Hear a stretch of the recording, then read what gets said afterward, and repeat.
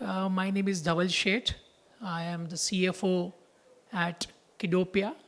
Kidopia is a kids edutainment subscription app for kids in the age of 2 to 8 years. That's the niche age group where we focus.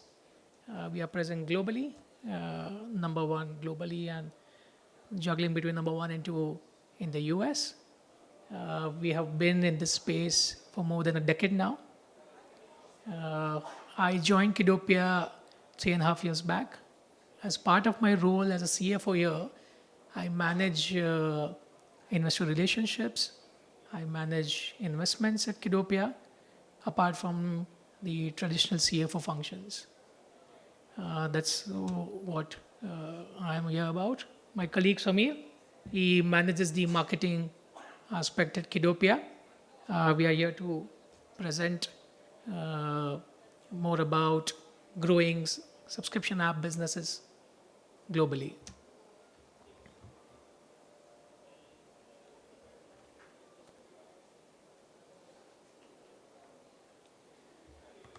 So before we deep dive on subscription apps and the monetization models around it, subscription as a concept is not new. Subscription as a concept has been around since centuries. It goes back to 16th and 18th century where subscription was not called subscription as such, but the concept prevailed, right? If you guys remember, newspaper and publications, right, are more like a subscription. That's a traditional way of looking at subscriptions. And then with technology, we are looking at apps and OTT platforms and e-commerce platforms and then apps and gaming apps. That's how we have progressed till date as far as the subscription model is concerned. If you look at history of subscription, it started with, now I'm talking about the app ecosystem and the subscription around that. It started somewhere around 2012, 2010 when we saw new age apps coming in, trying different monetization models, and they realized that for apps where people are accustomed to visit or buy something from that app, it makes more sense to give the user a hassle-free experience in terms of buying.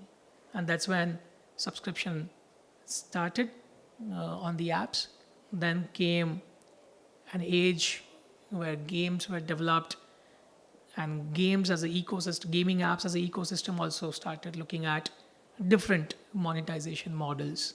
One of such monetization model is a subscription business or subscription model. So now when we look at monetization models, I will just cover one by one. Paid apps, right? This is a monetization model where the app developer or publisher allows you to download the app only after you make a payment for the app. So when you download the app, you make the payment, and that the content of the app is available to you on that payment for a lifetime. For the longest period of time, paid apps and in-app purchases commanded substantial portion of revenue in this app ecosystem, gaming app monetization models. So these are the paid apps. In-app purchases are apps which are most common kind of monetization model where you download the app, and then when you play games in that app, you make the payouts for a particular module in the app or particular coins in the app for progressing in that app. Those are the in-app purchases. In-app advertising is another model very prevalent globally, especially in India as well, where the other monetization models or the ARPUs are not that great. So in-app advertising is a classic example where you download the app, which is free. You don't pay anything on the app. For progressing to different stages or modules or game levels, you are required to go through an advertisement in the app. That's another way of monetizing the app, where the user does not have to pay anything, but the advertisers pay to the developers and the publishers. Freemium model, right? Freemium model is where the app allows you to explore the app, right? Or some of the modules of the games or the app is allowed to you to explore. It's it's it's better called as try before you buy, right? So you try some of the modules of the app, and then you buy that app for in-app purchases or for a subscription eventually. So that's a freemium model. Then comes a pure subscription model, whereby when you download the app, the moment you download the app, you are supposed to make a subscription payout, which can be annual, which can be monthly, quarterly, depending on the kind of payout cycles the app commands. While we look at the monetization models here, none of the monetization models are chronologically sequenced in that sense. We have seen apps who have started with advertisement in their apps and then gradually progressed to in-app purchases and then gradually progressed to subscription. So every app has gone through this cycle of really looking at what the users are really looking at. How are the users really looking at this app in terms of payment and monetization? And then go through that cycle and see. And it's not only about the kind of app, it's also about the kind of users you are targeting and the country or the region you are targeting. For example, a particular app can really work wonders in subscription in the US because of the propensity to pay in the US and their kind of acceptability around subscription as a concept. The same app will not do well in the subscription monetization model in India. So a similar app or a version of that app works in India, but maybe a bit different, say in-app advertising as a monetization model. So we have seen apps in our ecosystem to gradually progress from each type of monetization models, trying out various nuances and then fixing themselves to a particular business model or a monetization model. Yeah, if I have to take example of ourselves, we as Kidopia, our kids app subscription, like I told you, we are freemium model, right? So we gave 3 games free for kids to play. And when they explore the concept of Kidopia and the games they like, they subscribe. Obviously, they tell their parents to subscribe to the app. And that's a subscription business then we follow. So we ourselves classify as premium model. Initially, in our journey of developing apps, like we started with in-app purchases, right? And then we realized that for gaming ecosystem, especially kids, subscription as a model works better. For us, it took years to go through that transition phase and then come to Kidopia, which is like Netflix for kids. Once you subscribe to Kidopia, you get content unlimited inside it. It has games, it has video content as well. And that's how we realized that for this age group, where the users are different, the peers, and where the content is king, and where we keep updating the content to keep it relevant for kids, subscription fits best. So if you really look at the ecosystem today, subscription or freemium model are handful in the gaming app ecosystem. Other than non-gaming apps, there's OTT, e-commerce platforms where we see subscription and freemium model both. So these are various types of monetization models. And like I said, each and every game has to go through these different types of monetization model to really figure out what works best for them. Inside freemium, inside in-app purchases, there are various other nuances in terms of monetization model, like pay-per-use, pay-per-user, right? Not in the gaming app ecosystem much, but a non-gaming app like some licenses where you pay per user and then you access to the content per user. There are apps, non-gaming again, where you see that you are charged or billed basis the usage you do, and then they're for the fee schedule, they are tier-wise app pricing as well. So there are a lot of combinations in the monetization model, like I said, which one needs to really figure out, and looking at that nuance and that sector very particularly, casual games. So look at the casual games around who have done better. How has been their journey in terms of figuring out what monetization model works. Subscription may not work well then, but in-app purchases works beautifully when it comes to casual games or hyper casual games. So yes, the point I want to drive here is that while there are various types of monetization models, which I just touched upon, there are a lot more in terms of combination which one needs to look at as a gaming app. Yes. So subscription model advantages and disadvantages. For any gaming app to be converted to a subscription model, the sector and the niche really is important. Once you have that kind of traction in terms of downloads, user retention, you realize that this gaming app is fit for subscription. And there's a lot of trial and error which one needs to do before closing in for any monetization model. Advantages, the biggest advantage for a subscription model is the recurring revenue. For a subscription model, once a subscriber is subscribing to the app on a monthly basis, say for example, then the monthly subscription amount gets auto renewed or auto debited month on month. So that gives a game developer visibility in terms of what is the kind of lifetime value one can achieve from this kind of subscription model. That's the biggest advantage. The connected point to recurring revenue is predictability and cash flow.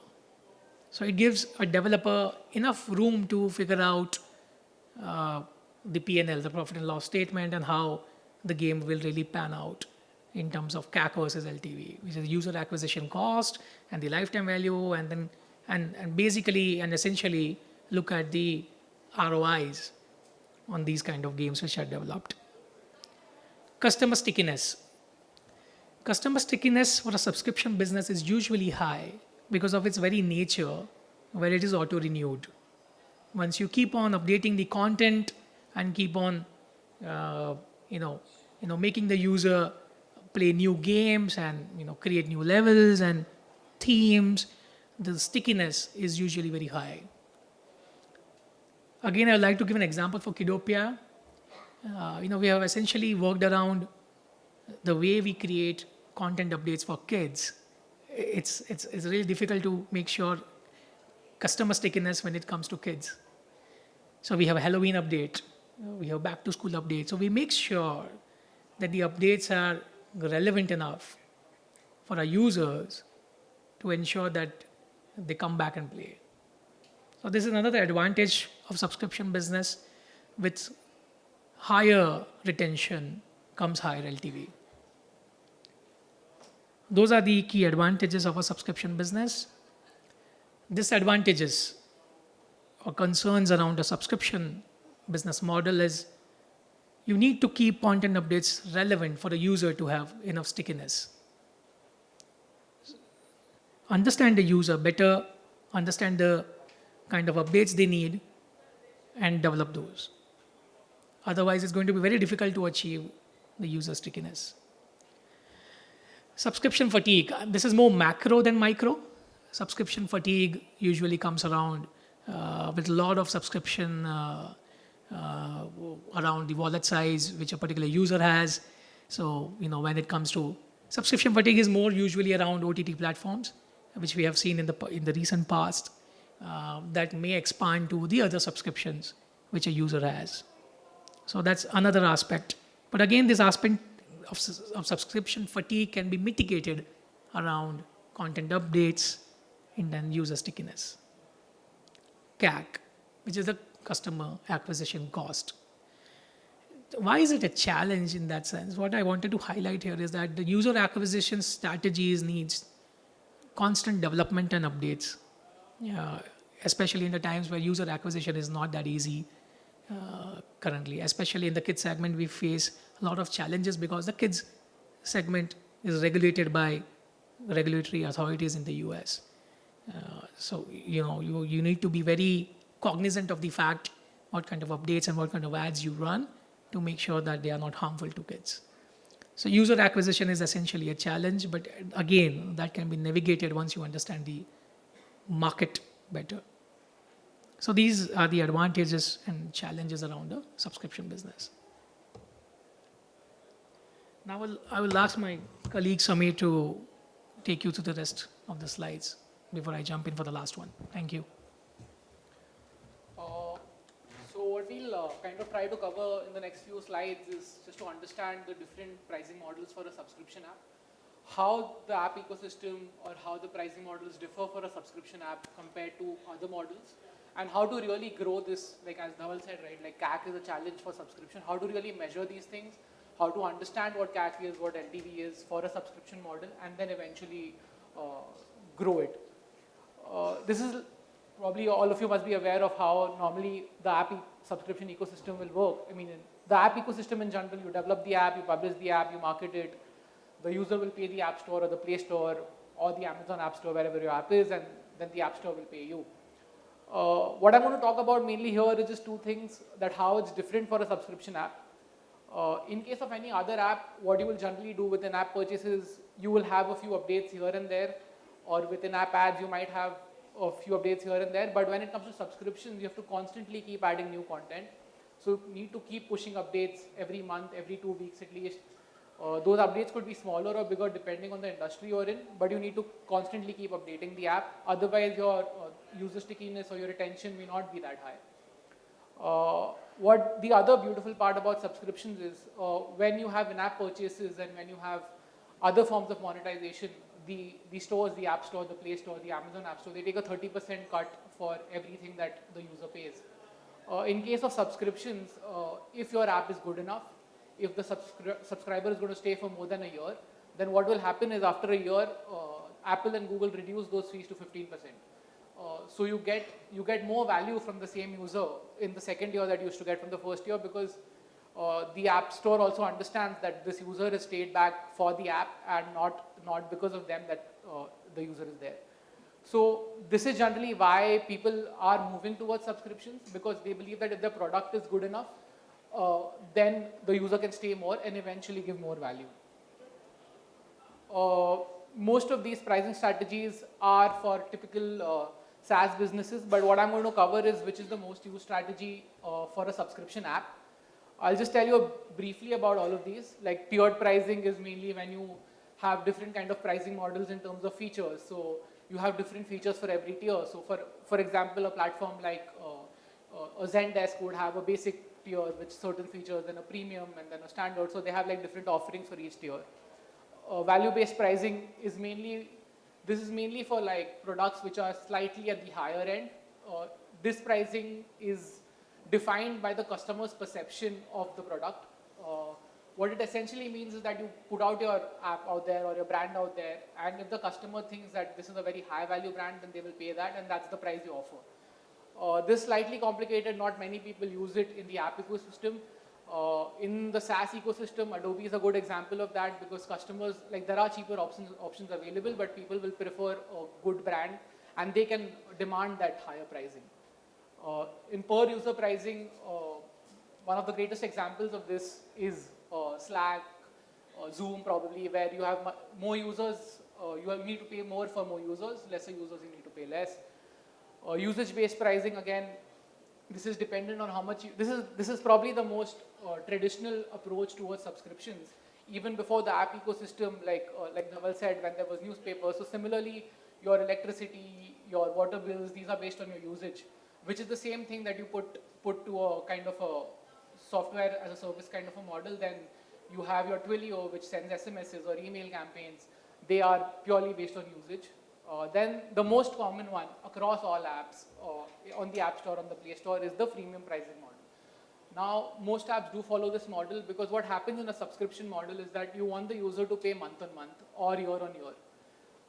Now, freemium model will kind of hook the customer to start using the app. So once you have the customer try out a few pieces, generally this is combined with a free trial. So the user tries some of the free stuff. Then they kind of get hooked on. Then they try the entire app by taking a free trial. And after the free trial, they either end up taking the monthly plan or the yearly plan. That's how almost 70% of the apps who are subscription-based apps on the App Store and Play Store are monetizing currently. So this is the most common used model across apps. Now, what is most important, again, user acquisition, like most of these terms you must have heard, is common across all apps, but what I'm going to talk about mainly is how it's different for subscription apps.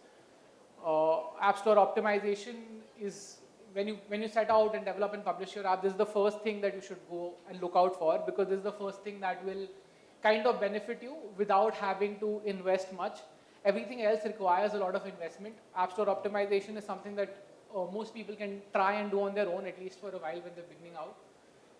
How it differs, so this mainly kind of considers keywords, your app store title, your subtitle, what the game is into consideration when a user searches for the app. In a subscription kind of app, what is important is to understand that every content update that you push can be combined with the right keywords. So as Dhaval said, like we have a Halloween update, we have a back to school update. When you combine it with the right keywords in the title and subtitle and the keyword section on the app store, it helps you push those updates. So even customers who are new, they know that this app is constantly updating, and existing customers also who are generally on the app store know that we have updated something in the app. So in a subscription business, it's very important that your ASO is in line with your updates, and that's how you can try and get more out of the users on the app store. Targeting the right users is again very important. So there are different ad networks available to you today. There's Google Ads, there's ironSource, there's AppLovin. All these platforms kind of try and get the right users for you. But what is important to understand is who are you targeting. So any of these ad platforms, I mean, all of these platforms actually do have these different kind of campaign types. So what generally is recommended for a subscription app is you try and start with an install-based campaign. Once you start with the install-based campaign, you get an idea of what is your conversion rate from download to paying users. Once you get an idea of that, then you move from an install-based campaign to a campaign that goes towards in-app events or in-app actions, which is more like it will target users who are more likely to convert. Once you move to that kind of a campaign, then you move to the third kind of campaign, which is a ROAS-based campaign, where you know now that the lifetime value of my user is X, so I can bid that much and accordingly get more users.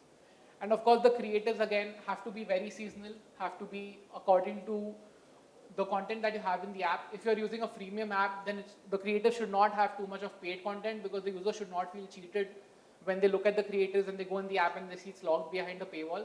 So some parts of the creative can be like that, but most of it should be what you're already offering as a free plan. Now I'm going to talk about the most important part here when it comes to subscriptions, is what metrics are most important, and that is how you will derive your CAC and LTV actually. So again, conversion rate, as I said, is the number of paying users out of the people who have downloaded the app. Of these paying users, you try and make cohorts. So for example, you advertised in the month of January and you got 100 paying users. Then how many of them are going to stay month on month? You check that, you keep checking that for a year, and you keep tracking this cohort to understand the lifetime value. The retention is again, so you have 100 users, next month they could be 95, then they could be 90. So you try and see at what rate they are retaining, based on which you calculate the LTV of the user. Now ARPU is, so if you have two plans, in this example I've tried to take two plans. You have a monthly subscription plan and a yearly subscription plan. So the yearly price is generally lower than the monthly price, so you divide that by 12, and that's how you calculate the average revenue per user for a period. In this case, it is for a month. I'm going to take an example of this quickly, just to help you understand. So if you look at this cohort of paying users, when you started, there were 100 users. We have taken the churn rate as 6%, or the retention rate is 94% over here.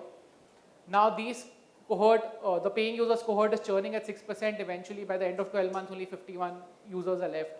The ARPU is calculated using that formula, where we are saying that the monthly price is 4.99, the yearly price is 49.99. So per user essentially is paying $4.83 per month, which is what we have considered as the revenue over there. That 4.83 is actually rounded off over there, so that's fine.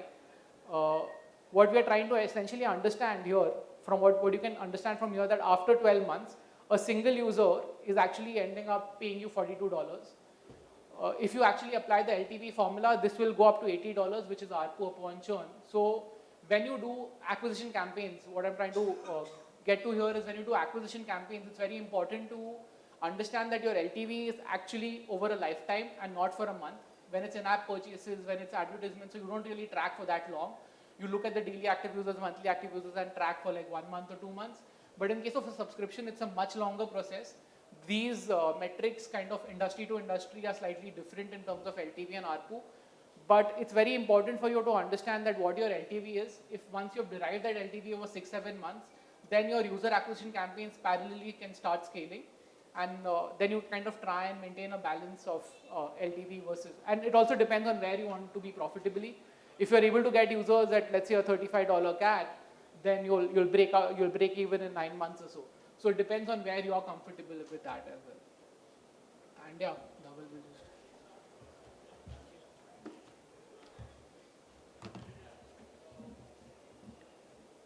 Yeah, so future of subscription. So subscription as a business, as a part of the total ecosystem is small. It has been growing, is on a curve of growth, but as a part of the entire ecosystem, it's still a small number. But we have seen some green shoots around how this app economy is alluding towards subscription because the game developers see recurring revenue and predictability and cash flow around the subscription business. The app economy is projected to hit $604 billion. Now, this is the entire app ecosystem across all verticals, includes gaming apps and non-gaming apps. The number of apps with subscription models have grown rapidly in the last few years. Nearly 30% of in-app spend come from subscription in Q1 2023. So these are the numbers we are talking about. And when we really look at in-app or paid apps, we have seen a gradual downturn in terms of the paid app as a type of monetization model, and we have seen an uplift in in-app as the type of monetization model, followed by subscription or freemium. Mobile games are growing significantly as compared to the other models. They have tripled and as their size in the ecosystem from 11% to 29%, and gaming is 1/3 then. We have seen a lot of different models where we see subscription from a different aspect. We have seen Xbox, Sony, PlayStation coming with game passes because we have realized that when it comes to user, it makes more sense to offer them more with a fixed subscription price. The App Store ecosystems, Apple and Google both, have also introduced Apple Arcade and Google Play Pass, where you pay a subscription fee and you get access to a lot of games in that subscription pass. Apple Arcade has more than 500 or 1,000 games now. Google Pass has way more games now. A lot of developers have started moving from in-app purchases to these kind of app ecosystems or play passes, where they are able to consume or they are able to make more money as compared to what they make on a standalone basis. So with this introduction of play passes and different models around subscription and the kind of response which these app stores or the game developers are receiving, shows the kind of momentum the ecosystem is expecting from a subscription kind of monetization model. A positive result in spite of current economic climate, there was a report which was issued by Liftoff and AppsFlyer, which said that the consumer spending on the app ecosystem, especially on iOS and Android, shows the kind of trend we will see in the gaming app ecosystem. So this is despite a lot of headwinds, we have seen increasing consumer spends. So this is all about future of subscription. The last point which I want to make before we end this presentation is that for any gaming app to reach to a monetization model of subscription, they have to test those different type of monetization models and ensure that when they reach that kind of scale, it makes more sense for them to convert to subscription. On that note, we would like to end the session. The last slide will be on Q&A. We'll take up any questions if you guys have it. Sure. Just a second.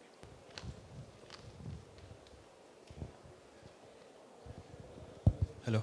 Yeah. Hi. Hello. It was a great talk, by the way. Thank you. But one point that you talked about was that in India, like people prefer subscription when it comes to kids and when it comes to that particular user base.